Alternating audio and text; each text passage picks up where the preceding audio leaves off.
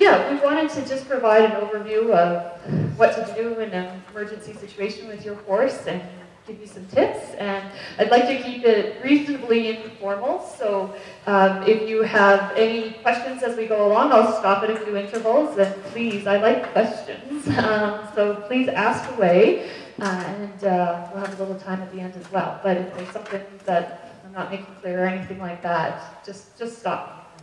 We can cover it. So, I see quite a few familiar faces from our fall seminar. How many of you guys were there at the fall seminar? Yeah, and heard Ella, Dr. Mizuno, speak. And she just, I loved her presentation, and she just said, I just like putting up pretty pictures. So there's several spots through the presentation that I just put up pretty pictures. So they may or may not be relevant, but first aid on the trail is where I was going with this one. Just as a very brief overview, we're going to be spending quite a bit of the time talking about wounds and how to deal with them, when to worry, when to call us.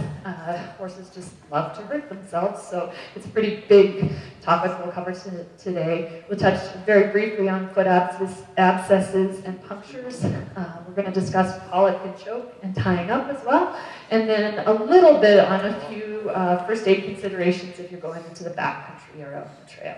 So we're going to have a small group session on first aid kits. So I'm not going to really go over this all that much. We'll have some tips on what to put in it and that kind of thing. But really, if you have a good first aid kit, you can do so much more and be so much more prepared for the emergencies. So it's really, really critical. So let's, with that little aside, we'll dive right into wounds here and how to deal with them. And this may seem a little silly, but the first thing with a wound is don't panic. Even if there's a lot of blood and all that kind of thing, don't panic. I always say that I never pass judgment on a wound until the bleeding stopped, I've got it clipped, and I've got it cleaned. And they look so much better at that point. So, if we're not panicking, and then we have to turn our attention to stopping the bleeding. And it can look like a lot of blood, but horses have a lot of blood. And I'm not saying that to be just kind of flippant. They have a lot. Depending on the breed, they have about 80 milliliters of blood for every kilogram of the horse. So if a fair-sized quarter horse is 1,200 pounds, or 500 kilograms-ish, somewhere in there, they'd have, say, 40 or 50 liters of blood, which kind of is astounding. That's a lot. That's a lot. And how much of that can they lose without even really noticing it? They can lose about 8 to 10% of that. So if I get a call from a client, they said it's got a bad wound and it's bleeding really badly, I say, are we talking tablespoons? Are we talking cuts? Or are we talking ice cream pails? And if we're not talking ice cream pails in the plural, I'm not worried yet. So it looks like a lot of blood, especially if it's on some gauze or it's cuddling on the ground. But for almost all wounds, we've got quite a bit of time. They're not going to bleed out. So, what does it look like if they do get really shocky from blood loss? They can get agitated or cold extremities, which is tough to tell in a horse. Their extremities are kind of cool anyway. They can have a really thready pulse. They can be weak and wobbly, but we can see those signs even when they haven't lost that much blood. They might just be a little wound up from the whole experience that got them into the situation in the first place. They may seem a little unsteady. Their mucous membranes may be a little pale or tacky. But again, that doesn't necessarily mean that they've lost too much blood. All right, so how do you stop bleeding? The best way, and I'll just pause for a second and say, although you can't see these images very well, we're going to put all of our slides up on the website very shortly, and so I encourage you to go through and actually take a look at some of these great pictures. A lot of them were provided to me by Dr. Ashley Whitehead from the University of Calgary. She's a much better photographer than I am. She's got some excellent images. So, the simplest and the best way to stop bleeding really is just to put a bandage on it. Some good absorbent gauze or something like that. If you don't have that, a clean washcloth or a towel, something like that, and wrap it fairly tightly, not to cut off circulation, but put some good pressure on it. You don't want to have so much padding that you can't get good pressure on the wound, just enough that you've got some absorbency and that it will soak up the blood. And if it's bleeding enough that it bleeds through that bandage, again, don't panic. That's not that much blood, but don't disturb the first layer of the bandage, because if you take it off, anything that has clotted might just start to bleed again. Just put another bandage over top, wrap it tightly. You can do that a few times. So we get asked quite a bit, what about tourniquets? Should I put a tourniquet on it to stop the bleeding? And we really don't. I don't know the last time that I used a tourniquet to stop bleeding that wasn't planned in the surgery. And if you feel like you absolutely have to use a tourniquet to get the bleeding to stop, set a timer and only leave it on for about 20 minutes. Otherwise, you can cause more harm than you can do good for that. Okay, so we didn't panic with our wounds. We've stopped the bleeding. What do we do now? Now it's time to assess the damage. We're going to be looking at the type of wound, the number of wounds, and it's easy to overlook smaller wounds elsewhere on the body, especially when they're furry like they are right now, because we hone in on the big wound. So make a quick check of the entire horse. Run your hands over all the legs, the body. Make sure that there aren't other wounds there. How old is the wound? Well, especially if you're speaking with us, that's one thing we're going to want to know. Is it swollen yet? Is there any dried blood or crusts or scabs on it? When did you last see the horse and know that it was normal? And the depth of wound too, and is there anything in it? Which can be pretty tough to tell, especially with some punctures. They can have a very small opening but go quite deep. And the horse is dancing around, you can't really tell. But if we come out, that's what we're really interested in. And is there something in it? I've had wounds that I probed around in and I thought, I can't find anything. And either stuck the ultrasound on it or could find it, or it came obvious a little ways down the road. But we'll have a good look for that. And just to drive this point home, and I hope you can see these images. This was a broodmare case that I saw several years ago, and she was out in the backfield, and she was attacked by a predator. She was defending her foal, and she had a big wound on her, well, essentially by her flank there that you can see on the left. She had a big wound around her tail, around 3/4 of her tail. I could basically stick my hand in. She almost had her tail taken off. It was summertime and she was full of maggots all in her tail. It was lovely to go see. But those healed. They were fine. What caused the problem was the image on the right. And this was taken a little ways down the road, a week or 10 days after the initial injury. And this is her shoulder. That we're kind of focused in on. You can see her mane there. She had 2 little punctures, like maybe you could stick the end of a pen in it. And that's it. That's how big they were. I don't know if they were claw marks or if they were teeth. I'm not quite sure. And this is really dark. I don't know if you can see it at all. So you have to go to the website and see it. But from those puncture wounds, she sloughed between the skin and her rib cage, basically. And I drained liters of kind of lavender kind of colored fluid off of her belly that had just dissected from these 2 little puncture wounds all the way down. And the wound on, you can't see in this picture, the wound on her flank healed beautifully, her tail healed beautifully, and we almost lost the mare from just those 2 little punctures. So, just because it's small doesn't mean it's mighty. So. that's why we always want to get a good assessment of what we're dealing with and can know where we need to proceed. I was going to talk a little bit about some other kind of wounds that might mean that you need to call us out to have a look at them. Wounds near a joint or a tendon sheath can be really tricky. We can spot which wound is in the joint or tendon sheath on these. We've got, it's a little dark to see, but there's a hock here, and there's a little cut there, one there. This is a pastern, the back of a pastern, and there and there and there, the cuts, and that's a fetlock. The fetlock, actually, the joint was not involved, nor was the tendon sheath. That mare did great.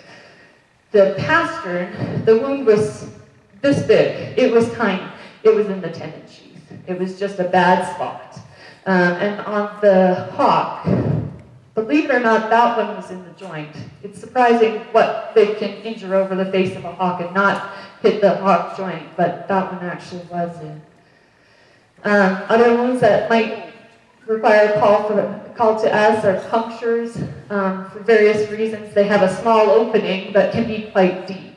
Of course, obviously, this one has a foreign body in it. This is another great image from Dr. Whitehead.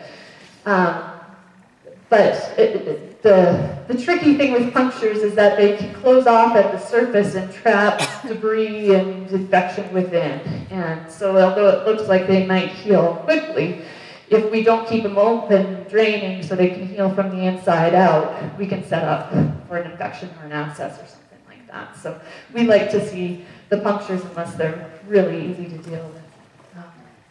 More great images from Dr. Whitehead. We'd also want to see any tongue or eyelid or lip lacerations. Most commonly, horses, can you see this image at all? Can you see the flap of what should be the upper eyelid on the lower eyelid? It looks like that would be simple and we could just cut the flap off. But even if these are a little bit of older wounds, we want to see them and we want to try to suture them.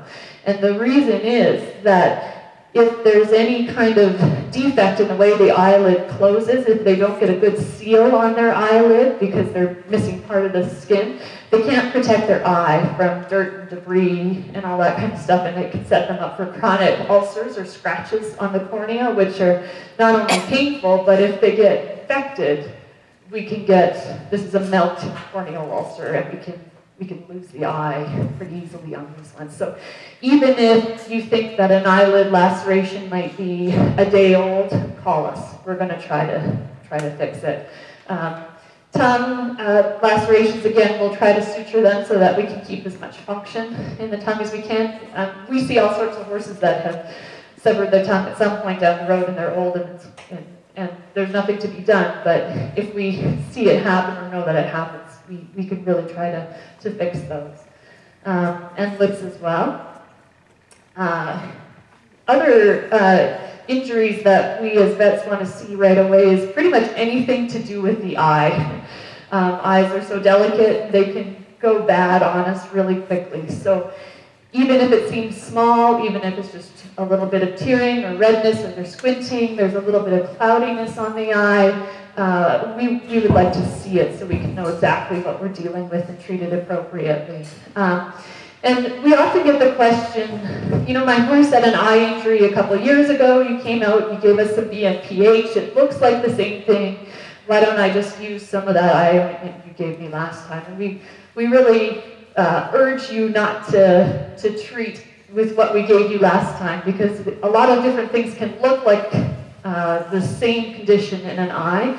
And if, for example, we were to put an antibiotic with a steroid in a horse that had a scratch on its cornea, a corneal ulcer, they can be more at risk for infection. So even if it seems like the same thing as they had last time, it's always a good idea to have it checked out and make sure that we know what we're dealing with. Some other signs of eye injuries that might prompt a call to us would be if their pupils are different sizes, more so when you bring them into a dark barn and their pupils should dilate. If they're different sizes, one doesn't dilate, we'd like to see that right away.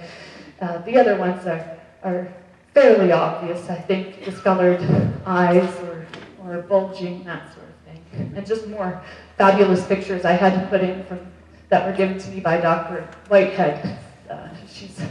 I don't know how she gets such good pictures of eyes. I cannot take good eye pictures, but any of these, we'd want to see them. Other wounds that we'd like to see, although I think you guys would all know this, deep wounds to the chest or the abdomen, we'd like to see for sure. This was a horse that Dr. Whitehead saw that impaled herself on a T-post. I saw a horse a few years back that ran into an old spruce tree snag right into the front of her chest by her armpit. And what we really, although they can be deep, sometimes those are really not that big of a deal. They heal well, there's a good blood supply to them.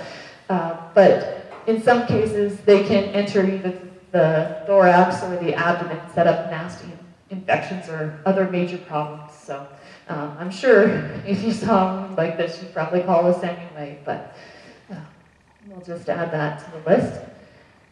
We get a lot of questions about suturing wounds, or calls on an emergency basis to come out and suture a wound. And maybe half the time we can actually suture the wound. So to avoid disappointment, I thought we could maybe discuss which kind of wounds would be amenable to suturing and which ones wouldn't. Number one, if it's a puncture, we're probably not going to suture it. As I said before, we want those to heal from the inside out. We don't want to close them off prematurely. We're going to trap something in there. So unless we can get it ultra clean, we're probably not going to suture a puncture. Probably the main reason why I end up not suturing a wound that I've been called out to suture is because it's too old. We want to suture a wound in most cases, eyelids that we discussed earlier being the exception. We want to suture them within about 6 to 8 hours. And there's a good reason for that. When bacteria enter a wound, it takes them a while to kind of muster up their forces before their replication just takes off and they grow exponentially. That takes about 6 to 8 hours. So if we suture it after that time, we're probably trapping a lot of bacteria in there, and our suture line is more likely to break down. Another big reason why we don't suture a wound we've been called out to suture is because it's in a bad location. If there's too much movement and it's always pulling on the sutures, say over the face of a hawk or something like that, there's no point putting the sutures in, they'll just pull out and cause a bigger mess. So any high motion area, over a hawk, over a knee, that sort of thing, we just can't suture it in a lot of cases. And I put down here, does it pass the tension test? If the wound is gaping open wide enough that you can't easily get it to come back together with your finger pressure, we're probably not going to be able to get sutures to hold. So if it's quite wide, maybe it's a little swollen already and you have no hope of getting it to come together, we have no hope with our sutures of getting it to come together. And this is my one thing that drives me a little bit crazy is getting out to suture a wound and it is covered in some sort of wound dressing. You know, it's kind of, oh, I put some Wonder Dust on it, or I put some cayenne pepper on it, or oh, I just coated it in Vaseline so it wouldn't dry out before you get here. Well, it takes us more time to get it clean, and we can't get it as clean as we would have had it sutured by then. So if the wound is still fresh enough to suture, the slight delay in us getting out to suture it is not going to make the difference. You don't have to put anything on it until we get there. It's better if we see it just clean the way that it is. Dr. Lee said, when I was putting this together, she had a case lately, she said, can you talk about horses that step on nails? So we're going to talk about horses that step on nails. The biggest thing here, I couldn't stick to, but the biggest thing is do not pull that out. And it seems counterintuitive. You want to get it out so that they don't step on it more, drive it in, cause any more damage. But it is really important to us that we know exactly where that nail has gone, or the piece of stick, or whatever the case may be. We will want to come out and x-ray it and take various views, especially if it's a nail, so we can tell exactly how far it's gone in which direction, and get a lot more information about it that can help us know how to treat your horse. If the horse has not driven it fully into the foot and you're worried that they're going to drive it in farther if you don't pull it out, take some wooden blocks or some thick styrofoam or something like that, place it around the nail, deeper than the nail is sticking out, duct tape it in place, anything to keep them from injuring it more, but keep that nail in. And if you just absolutely have to pull it out, you can't keep them from injuring themselves more with the nail in. At the very least, take a piece of tape or some nail polish and put it around the nail, and so that you know exactly where the ground surface is, so that you can tell exactly how deep it was, and maybe even the angle that went in, and as you pull it out, tell which way it came out, so that we can kind of guess at least where the nail went in. If the nail is pulled out and then we're called out to it, we go, oh boy, I don't know how to treat this horse. And why are we concerned about that? There's this old name, it's one of those descriptive names that's been around forever, called a street nail. It's from when carriage horses worked on pavement all the time, I guess, and they pick up nails. And we're most worried about if it enters into the navicular bursa. So this is the coffin bone here. This is the little navicular bone sitting beneath the short pastern bone, and the deep digital flexor tendon here.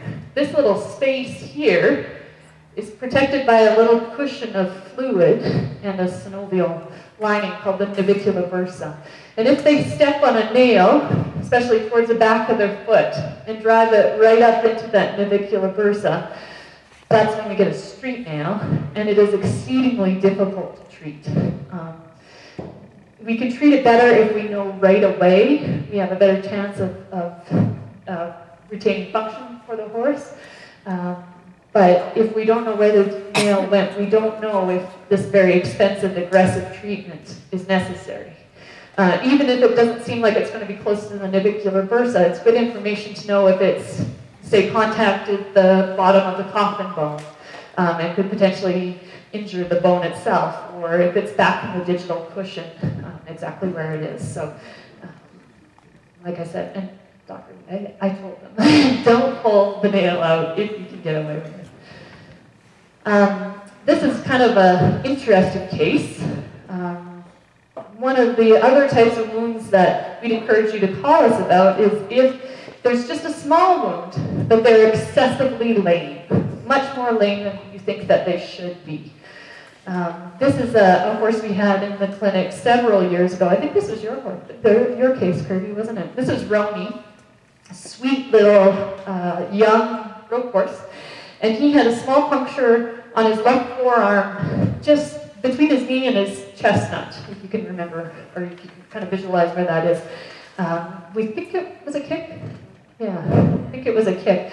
It was this tiny little wound, maybe that big, and he was almost non-weight bearing lame on it. It wasn't that swollen. It was a little swollen, but not that swollen. So this kind of got our attention, and we had a couple of ideas of what it might be. We thought, well, it could be a cellulitis, which is an infection. Maybe it was a little puncture and it got some bacteria in there and closed over too soon and got infected and got a cellulitis. They can be quite lame with that. Or maybe it's a fracture.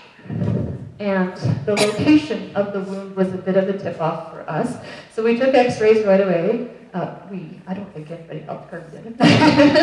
And this is what we saw. And I know it's hard to see x-rays on the screen, but it was really not very exciting. This and this is his chestnut. So these digital x-rays are so sensitive. If you think there's a little cloudiness there, it was just his chestnut. But we didn't really want to trust that there was nothing going on, so we put him in a stall. Dr. Patilla put him in a stall on special stall confinement, and we shot x-rays about 2 weeks later. All right, test your eyes, guys. You can see what's going on here. We tested it out. Can anybody see it? Looks like it's moved. No, I don't know. There's a little bit of callus up there. Once I point it out, you're going to see it. Right there and right there. So he had a spiral fracture of his radius. It hadn't displaced. This is most commonly caused by kick wound above the knee on the inside, which is why we were so suspicious and stuck with it to take the x-rays again. And we often can't see them right away. But once it's kind of remodeled the fracture after a couple of weeks, we can see it better. So we had another case not that long after where the horse was initially really lame. I don't know if they knew it was a kick. They gave it some bute. It got better quite quickly. They took it out on a trail ride and it just blew that leg apart. So bit of a cautionary tale that if it seems like it is unreasonably lame for the wound that's there, we maybe need to go digging deeper. Dr. Butters? Yes. Did that horse recover from that? Roanie, Yeah. he did great. He stayed at the clinic for a few months, 3 months. We took more x-rays. He was on special confinement in the stall. He's back being a road horse now. Yeah. So after about 3 months, he recovered? Yeah. I don't think he went right back into work in 3 months, but we were confident to let him go home to a small pen after 3 months, and he's just fine today. Oh, good. Yeah. Sorry, was there another question or comment? I use that to bring up the topic of non-weight-bearing lameness. We often get calls. My horse is not putting any weight on its limb and must be a fracture. Well, there's a few other things. Definitely fracture is one of the things that can cause non-weight-bearing lameness, but it's actually not the most common. The most common is a subsolar abscess, a foot abscess. And clients will often say, again, well, it can't be an abscess. He was fine this morning. They can come on that quickly. They really can. Sometimes they're swollen. I've seen them swell up to the knee. Often they're just not. There's nothing in the limb, but they won't put any weight on it. And that's my clue to go looking for a subsolar abscess. Cellulitis, which I touched on briefly before, that's the infection in the subacute tissues, the connective tissues. They can be really, really sore on that.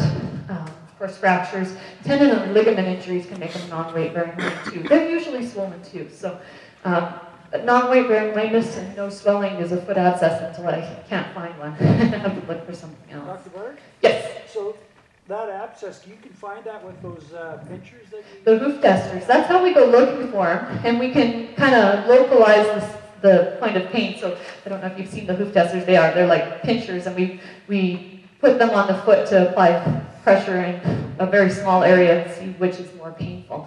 Most of the time you can kind of determine where the abscess is seated from there. Sometimes you can't, especially if it's way back in the heel.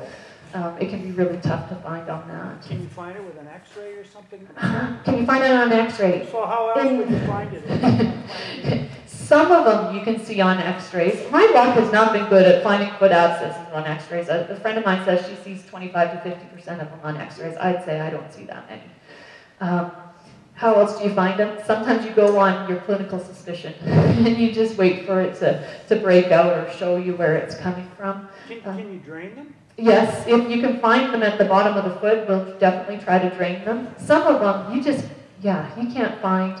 Some of them seem to be really deep or something like that, and they'll break out the path of least resistance, break out the coronary band.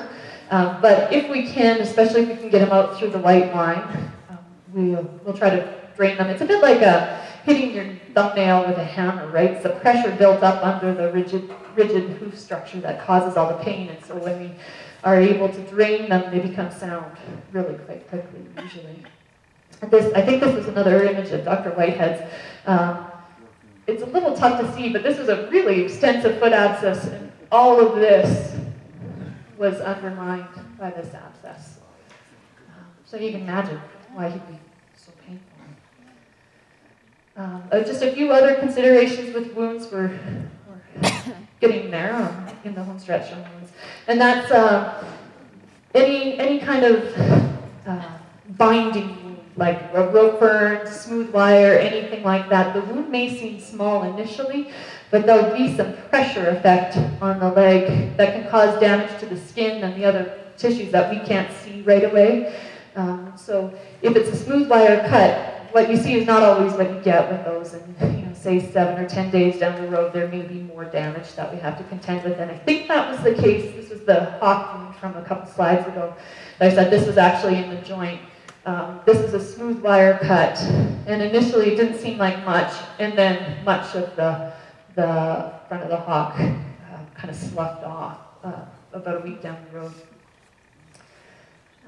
Okay, back to Ella's pretty pictures. This is just a pretty picture. Nothing else to it. Any other questions from them? Okay.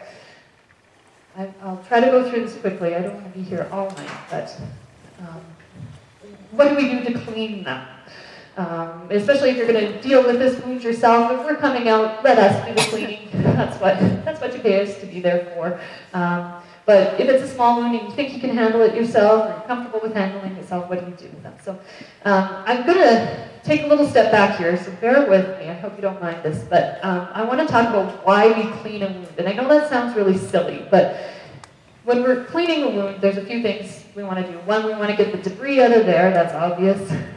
2, we want to reduce the number of bacteria in there. Also very obvious. And 3, we want to remove the dead or necrotic tissue. The problem is that a lot of the techniques that we use to clean wounds actually cause more damage to the wound. And so any cleaning technique that we're thinking of using, we have to see if it balances between our goals of removing the dead tissue, removing debris, removing bacteria, and is it going to cause further trauma to the wound. If we cause further trauma, we actually cause more dead cells that bacteria can grow in. So it can be counterproductive. And unfortunately, in equine medicine, there's a whole bunch of entrenched norms in wound cleaning that we're learning may not be as helpful as we thought they were. And that can include stuff like mechanical scrubbing, really high pressure cleaning or lavage, or even the things that we use to clean the wound or that we use to kill bacteria. So, okay, so I've talked about that boring stuff. So what do we actually do to clean them? And there's been studies that have been done.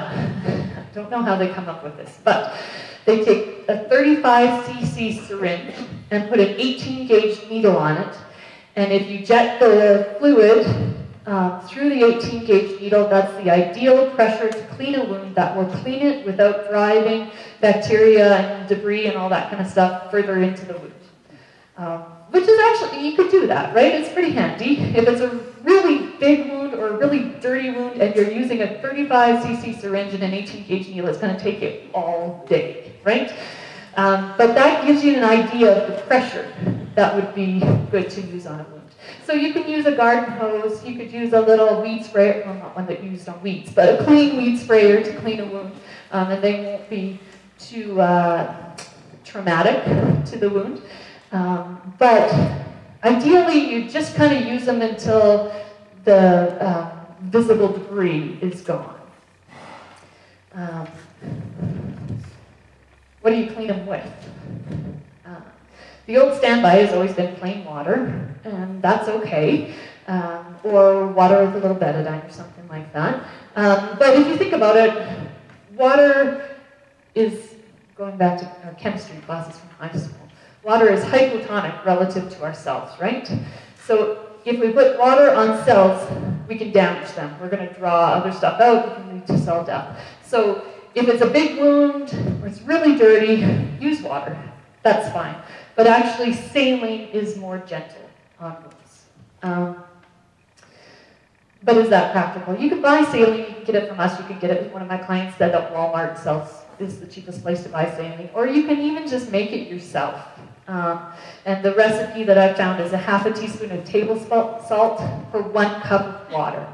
In an ideal world, you boil it on the stove in a pot with a tight-fitting lid, and you put it in a clean jar and all that kind of stuff, but even just adding some salt to the water that you're going to clean a wound with will be nicer to the wound. So I figure it's nice if it's boiled, but it's a bonus. Doesn't really matter to me. Just some salt and some water will help too. So what about like chlorinated water or fluoridated water? Fluorinated. Additives that Yeah. put in their water? Yeah, I don't know. Yeah. If you know, you'd be getting the same water either way, so just toss some salt in it. That's what you can do, right?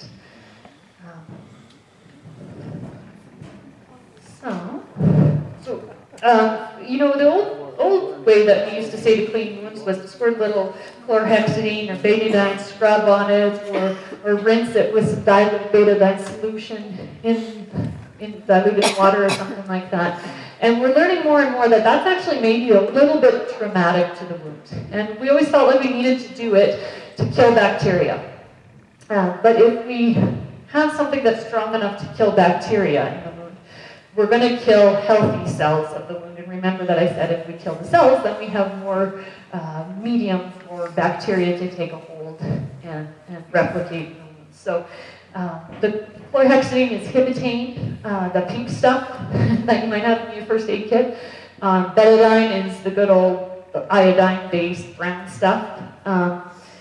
And I still have it in my truck. I use it on wounds, but I use it on the skin around the wound. So if you need something to break up the crud that's around the wound, a little bit of a soap to help loosen that up, or it's really dirty, you need to get the dirt off, sure, absolutely reach for those soaps, but try to avoid using them directly in the wound. And the old, you know, scrubbing the wound with the betadine, again, we're maybe causing more harm than we're doing good. So intact skin around the wound, not directly in.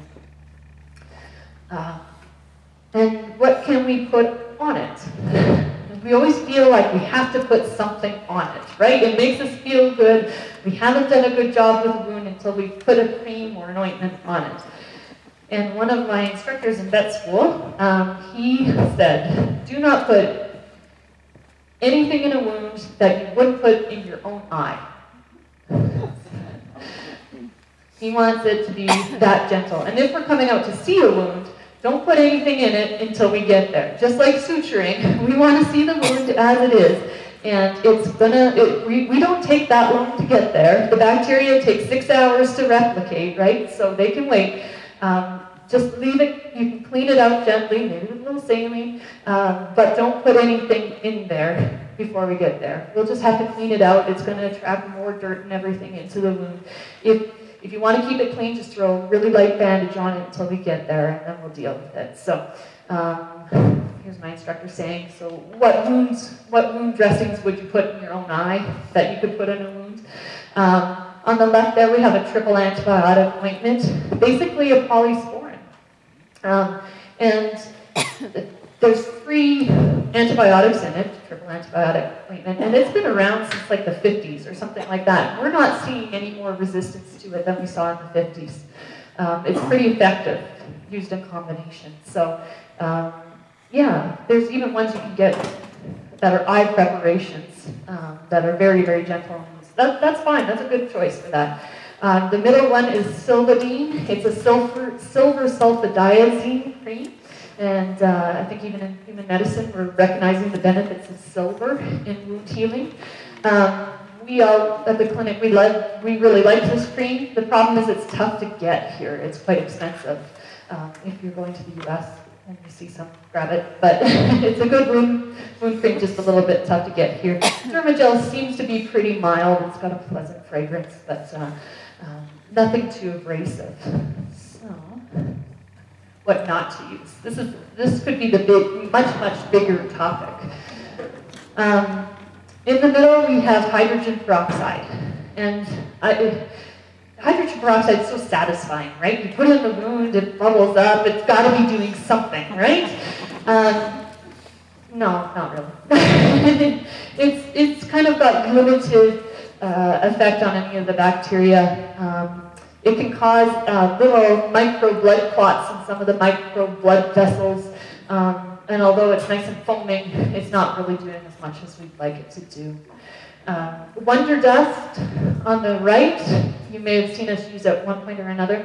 It was never meant to be used in an open wound. It had a very specific purpose, which was to basically be a caustic agent to decrease proud flesh formation. But that's after the wound has healed, and we've got too much healing going on. It's really strong, and it decreases proud flesh by basically eating it away. And that's not what we want going in a wound. So just throw it out of your first aid kit for now. So you're not tempted to put it in an open wound. And even for proud flesh, we've got some better options in a lot of cases.